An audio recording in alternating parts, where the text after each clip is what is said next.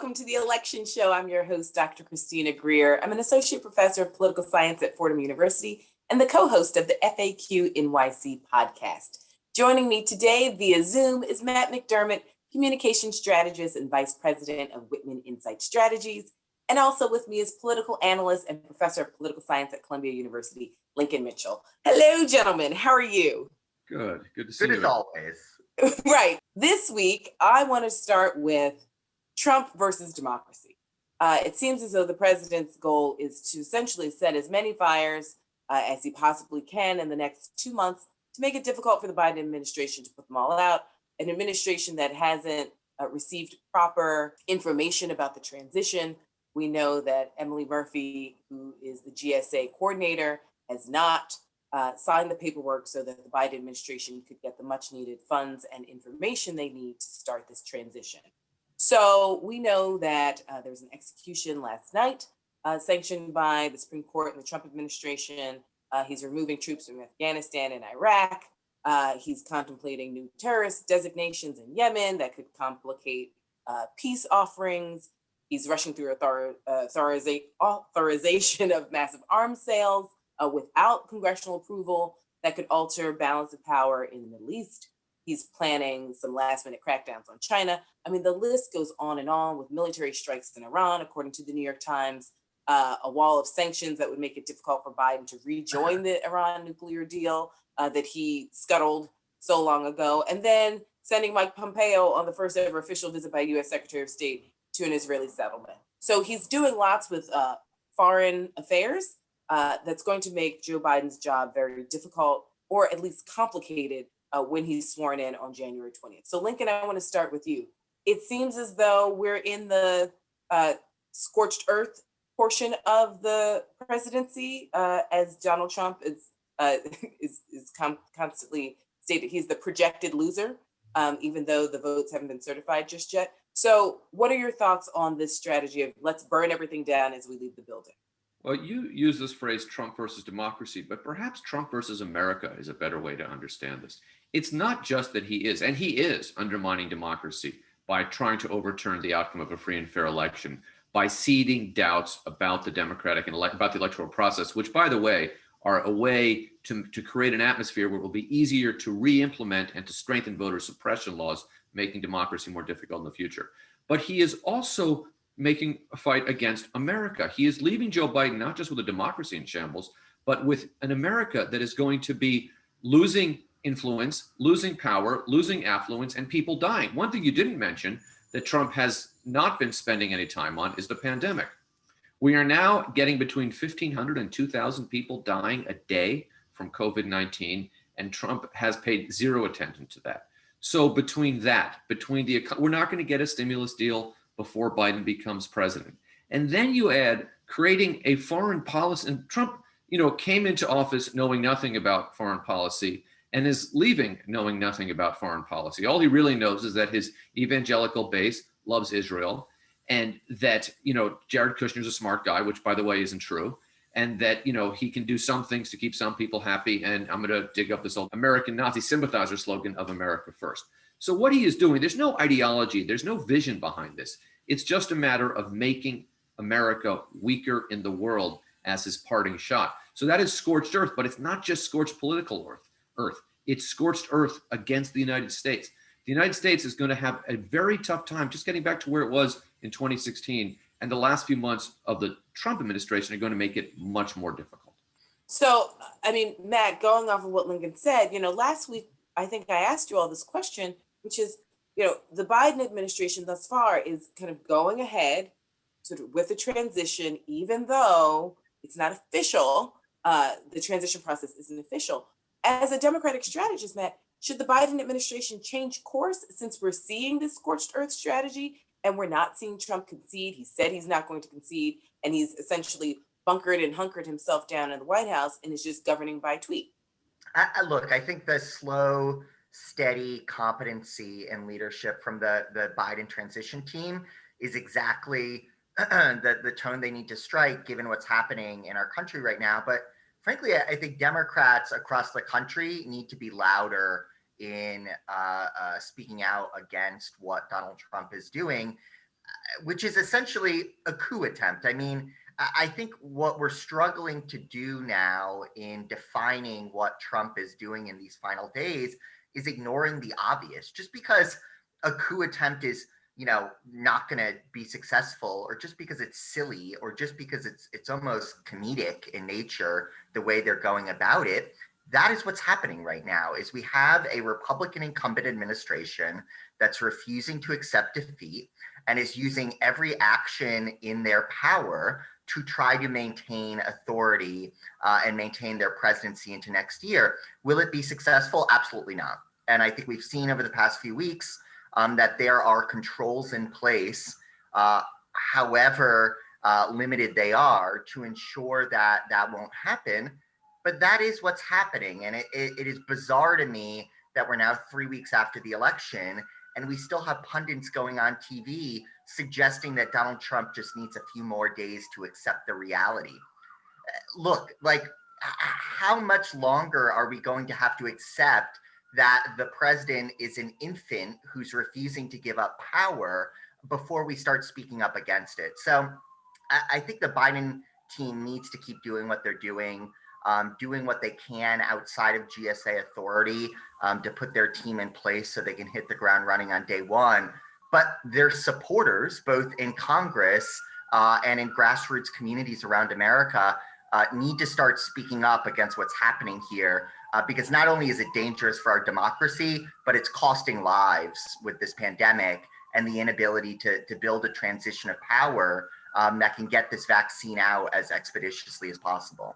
I mean, you're so correct. We in the time where we last met, gentlemen, we've reached the 250,000 death threshold of Americans who have died thus far from the coronavirus, and we're well over 11 million Americans who have been infected and affected by COVID-19, and we don't know what the long-term effects will be. So, Lincoln, knowing that the backdrop of all this is the pandemic, and the president still refuses to accept the results, we see members of his own party coddling him. We have a tweet by Mitt Romney that sort of is a bit tepid, saying, well, the American people and democracy and the election, should be what it is. We've got Georgia confirmed, but let's go a little north to Michigan.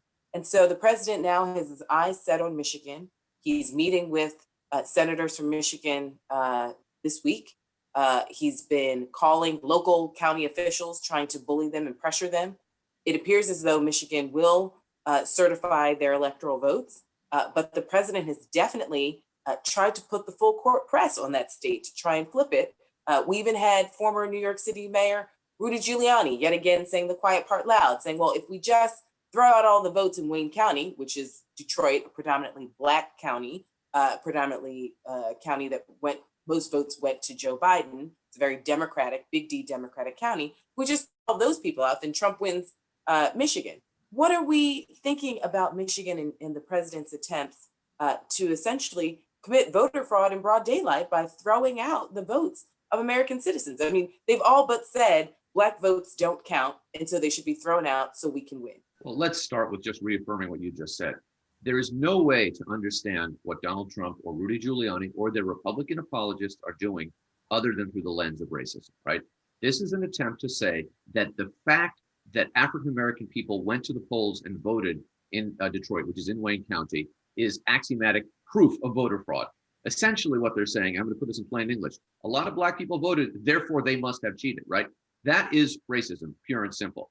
But I want to just take another perspective on this. Michigan has 16 electoral votes, and it was not even that close of a state, right?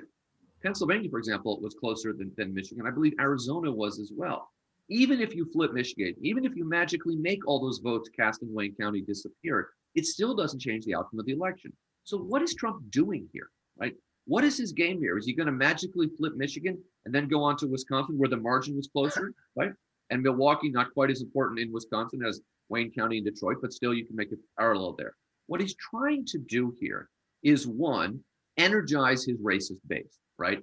Because Detroit, Philadelphia, we heard the code words on several times, racial code words from them. He's trying to energize his racial base, but he's also trying to seed doubts about our elections. If people believe beyond just one, his 1/3 or perhaps more, that there's something flawed with his elections that opens the door to the voter suppression that they want to bring back. What happened this year, the number that scares Republicans, not just Donald Trump, but Republicans the most, is that 150 million people voted. And one of the reasons so many people voted is because that due to COVID, many states made it easier for people to vote, including the state of Michigan. Now, the word for making it easier for people to vote is democracy, right? So COVID, ironically, led to some democratic reforms. But when you make it easier for people to vote, particularly because they're the people who are most often victims of voter suppression, when you make it easier for African Americans to vote, you get better democracy, small d democracy, and that scares Republicans, and they will do whatever they can to turn that around. And Donald Trump's and his people's racist efforts in Michigan need to be seen in that context. Well, it's interesting because we also saw, New York, which has some draconian and really difficult laws. It was much easier to vote in the state of New York as well this time around. And we saw lots of different new voters participating. I mean, Matt, I've been thinking about Michigan. Why Michigan? Of all the 50 states, and Lincoln laid out some issues that I completely agree with. But I was also thinking about the fact that Michigan has a female governor, a Black male lieutenant governor. This is also the locale where we had, 13 or 14 citizens of the state of Michigan who planned to kidnap the governor and possibly kill her. Reports just came out that they plan to take over the state house and execute elected officials on air on a daily basis until they got what they wanted, whatever that was. Is Donald Trump choosing Michigan because he knows that he already has sort of like a built-in militia that he's hoping will fight on his behalf?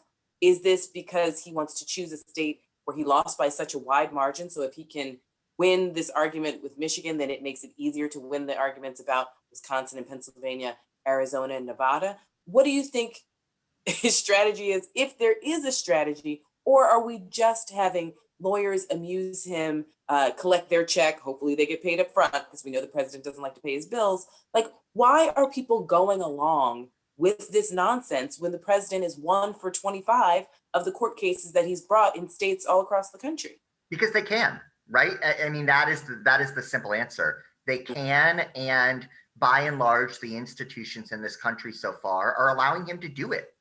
I mean, he's still getting coverage for what are, ill-fated attempts to overturn the results of this election, and he can get away with it. And I think what it does, both in the now, but concerningly for the future, is two things. One, to your point, is exactly it incites people towards violence, especially in places like Michigan, where there's already, as we saw a month before the election, these, essentially white pride groups, white supremacist groups that are organizing in communities with the sole purpose of committing violence, largely against Democratic elected officials. And that's happening in places like Michigan. And Donald Trump is sowing the seeds of that. And you've seen in response, secretaries of state in Michigan and Arizona, in Georgia, coincidentally, all places that were close in this election, receiving countless death threats against them and their family, again, from Donald Trump supporters. So that's what's happening here. And I think what's concerning is whether it's effective or not in changing the outcome of this election, which it won't be. It sets the stage for future elections for Republicans to say, we can essentially stack these boards of elections in our favor and have them essentially not count votes from urban areas, not count votes from predominantly Black and brown precincts, and essentially say that that is due to historic trends of widespread voter fraud, even though we know none exist. And so that's what this does: is it sows distrust, it sows doubt in the system, and it then suggests to these people that if we can get ourselves some seats on county boards of election across the country, we can start overturning free and fair elections and ensuring that votes for Republicans count and votes for Democrats don't. And if that is the system of government we're all comfortable with, or certainly that Republicans seem to be comfortable with, then we need to step back and have an honest assessment of what's happening here, because that is not fundamentally democracy. Right. So, Matt, I want to stick with you because as a strategist, can you even imagine if I know we say this all the time, and we've been saying this for 4 years, but can you even imagine if Barack Obama lost his reelection bid in 2012 and was like, no, I didn't.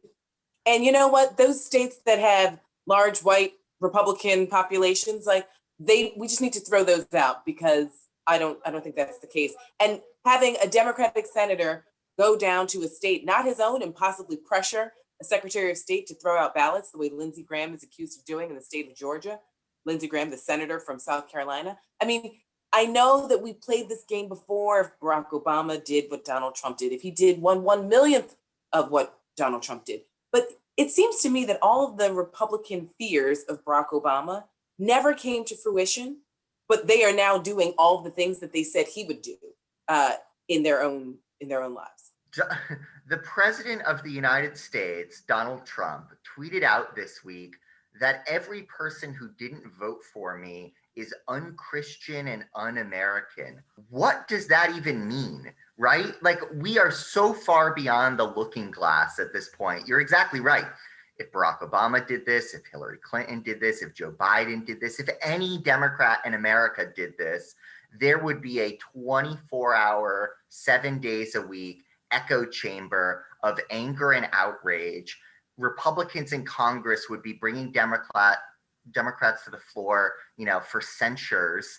And we'd have an entire ecosystem focused on the outrage that was happening before our eyes. Instead, we have Republican senators who have been in office for decades going on national TV and saying that Donald Trump just needs a little more time to accept the results of this election. How absurd is the system we're in right now? And what needs to happen for these even, quasi-moderate Republicans to accept the insanity that's in front of them? Mitt Romney, you mentioned a few minutes ago, who's putting out these vague statements that we all need to come together and move this country forward in the midst of a pandemic. What does that even mean? We are not in a situation right now in which both parties are presenting fallacies to the American people. We have one party that's accepted the outcome of this election and is moving forward with a transition, and another that's living in a bizarro world and needs to snap out of it before they fundamentally erode the foundations of our democracy. Right. I mean, Lincoln, I'm still, as Matt just laid out, but I think my brain is still trying to figure out how it is that Lindsey Graham, a sitting senator from South Carolina, could possibly try and interfere in the electoral math in the state of Georgia. And that was barely a story for a full day. I mean, what are we witnessing here where we know that if the Democrats even attempted, I mean, what if Joe Biden even tweeted out, for those of you who didn't vote for me, for the 71 million Americans who didn't vote for me, you're from red states, Tough good luck. luck with PPE, and you're not Americans, and I'll see you on the other side of things. I mean, Lincoln, what are your thoughts? I don't have an answer to that question other than that we live in a world where the Republicans are desperate to create false equivalencies, right? And we have to push back against that. We can't imagine the Democrats doing this because the truth is the Democrats don't do this. And sometimes they don't do this when they should have done this, right? I mean, I'm old enough to remember 2000 when the kind of centrist punditry celebrated how gracious Al Gore and Joe Lieberman were, when in reality, I mean, if we can say this, that election was stolen, right? The Republicans took it to the Supreme Court to stop the counting, and Al Gore shrugged it off. So this question of what would the Democrats do, I don't know, because they've never done it.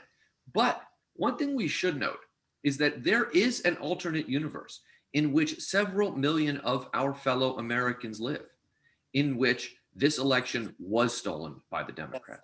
There are millions of Americans who believe that. And there are many Republican elected officials who know better, who are exacerbating that problem by repeating these lies. And that is doing enduring damage to the fabric of our country and to the fabric of our democracy. And the problem is, you speak of Mitt Romney, whose political courage is directly and inversely related to how the chances of him making an actual impact, right? But the people who are overtly, like the Lindsey Grahams, right, running around the country, a state where he's never been elected dog catcher or anything because he's never been from there, saying you've done this wrong, recount this, where a Republican Secretary of State has certified the outcome. But what is he doing? He is making it more and more difficult for any Republicans after the dust has settled to come back and say, okay, we're going to move forward. Not we're going to move forward and rubber stamp everything Joe Biden wants, but we're going to move forward as some kind of a cohesive, functioning government. That is the damage that Donald Trump is doing as he gets pushed out the door here. Yeah, I mean, seriously, as someone who cares about this nation, right? And I think the next 60 days are going to be incredibly stressful because we've already seen the president fire Mr. Krebs, who worked for him. We've seen him fire the head of the Pentagon, the defense secretary, Mark Esper. He fired many of these people he's firing over Twitter. Christopher Krebs, he fired him by tweet. Right. And so I think my concern is that in the next 2 months, we'll see a much more erratic president, someone who refuses to speak to the American public. Lincoln, he has no plans to speak to us anytime soon.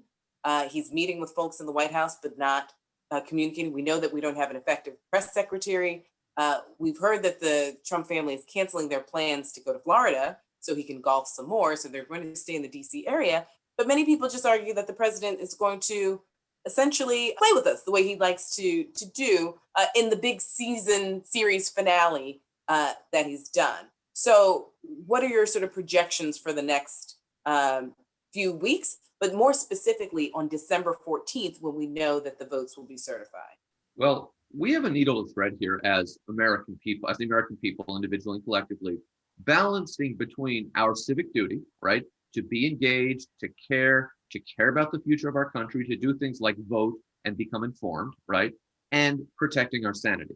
And Donald Trump is making war on the latter, right? I mean, it is not an overstatement to saying that this is a mentally ill person who is trying to export that mental illness via Twitter and other mechanisms. So, and this is a tough one, because on one hand, there's a part of me that wants to say, you know what, go watch the new season of The Crown. The Trump show is over.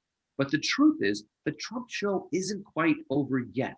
There is still a lot of damage he can do. And there is, I don't know, I'm not an odds maker. I'm not going to make up a number and then fill in a math equation like Nate Silver. But there's, I don't know, a 1 in 100 chance that he pulls this off.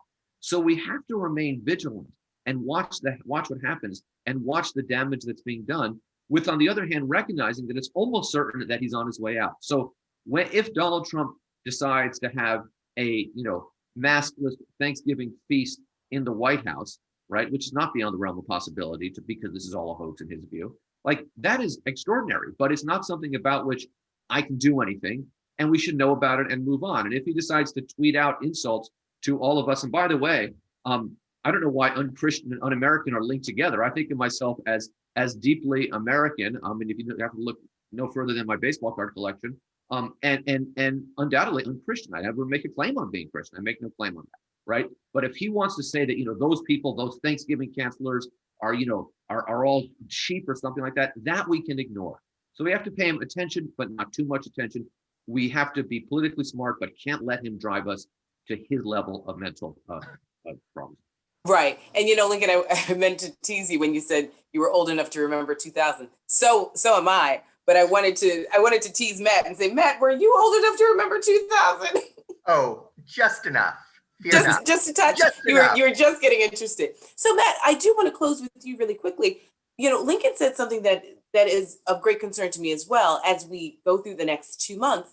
Right. I went down a rabbit hole earlier this week looking at different people's Twitter feeds, people who, were not praiseworthy of me, shall I say. So I was just curious as to what their Twitter feeds look like. And it was completely a different reality. It was a different country. The rhetoric and the news stories from newspapers and television programs that are explicitly saying Joe Biden is stealing this election. None of these states are legal. The swing states, Arizona, Nevada, Pennsylvania, Georgia, Michigan, and Wisconsin, all of them are stolen. They're showing a completely different map of the 270 to win map. So what do we do with those people who fundamentally believe that this election was stolen from the president and he has every right not to concede and he should dig in his heels for the next 2 months? And as Lincoln said, we don't know the math, but there is a sliver of possibility that some of these bootleg judges that he's put in all over the country will kick this up and sort of assist him getting it to the Supreme Court and somehow presenting a case with some lawyers that are quasi-competent, not the ones he has now, but, pulling this off in the end. How concerned should we be? And what's your thought as a strategist on that? I don't think we should be concerned about the outcome of the election. It is decided for better or worse through the lens of Donald Trump. What Democrats do need to get serious about, though, is what I've been calling the two Fs, Fox and Facebook. And those two sources have fundamentally altered our democracy. Tens of millions of people are getting their information from Fox and Facebook, and it's just warping their very understanding of facts and reality. And if Democrats in this new administration do not get serious about controlling one or both of those entities, we are doing our democracy a long-term disservice. I think Democrats need to get serious about putting accountability measures and regulatory oversight on folks like Facebook. And when it comes to Fox, we just need to be candid, is they are not a news network. They are a propaganda outlet. And given that, they should not have access to the upper reaches of our government. They shouldn't be in the press briefing room. They shouldn't be moderating debates. They shouldn't be given interviews with the president of the United States until they change course in what they're doing. And I think we need to get serious about that. You know, I look back to the Obama years and journalists from CNN and the Times outwardly rebuking the Obama administration when they tamped down on what Fox was doing, saying that it was anti, free speech and anti-free press, when in reality, they are a propaganda outlet. So I think we as a party just need to get much more serious about what we see as the solutions there and restricting access to them when appropriate. Well, I think it's really interesting because compared to the OAN network, Fox News seems somewhat legitimate. I mean, that new network where so many people are leaving Fox because they think that Fox has been co-opted by the MSNBCs and CNNs of the world, and they're going to that OAN network where it's is just world. It is completely void of journalistic world. Standards or any sort of quality. And now that they have a seat in the briefing room, I've listened to some of those reporters ask a question, but it's essentially, "Dear Master Donald Trump, we think that you're the greatest. Why is it that the Democrats don't understand your greatness?" And so we are in a crucial state, gentlemen. I'm so glad we get to spend every week trying to dissect what is going on. That's all the time we have this week. Thank you all both so much for being here with me, as you are every week. I'm Dr. Christina Greer. Thank you again for watching the election show. Be safe. Have a great holiday. Goodbye.